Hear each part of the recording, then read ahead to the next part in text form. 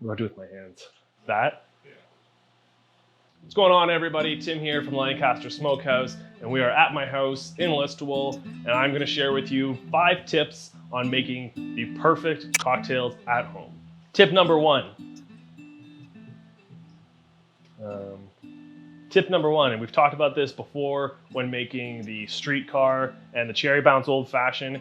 If your drink does not involve juice, like an old fashioned or a Negroni, just give it a stir. All you're trying to do is cool it down and get the drink nice and cold. If it does have juice, lemon juice, lime juice, pineapple juice, etc., that's when you want to get your shaker and give it a shake.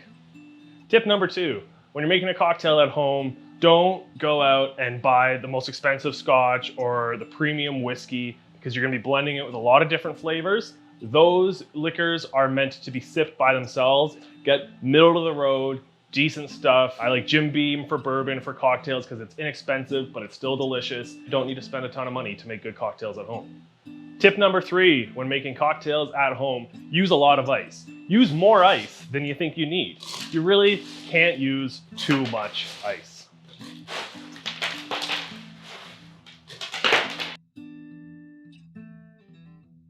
What am I supposed to do with all this ice? Tip number 4, when making cocktails at home, drink them quickly. You don't want to let them come up to room temperature and get warm and then they're kind of gross. You want to make sure it's ice cold when you're drinking your cocktail at home.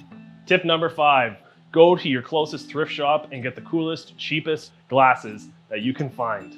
This was about $1 and it's pretty badass, and you could easily pay 20 bucks a pop for one of these online.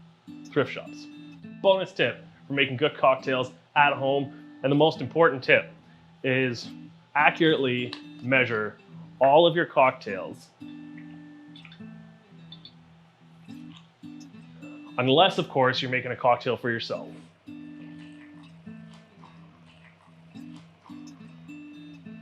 So those are our 5 tips for making great cocktails at home. And if you have any additional tips that we didn't touch on today, leave them in the comments, let us know. Maybe we'll use them next time. Does anyone want this gin and tequila?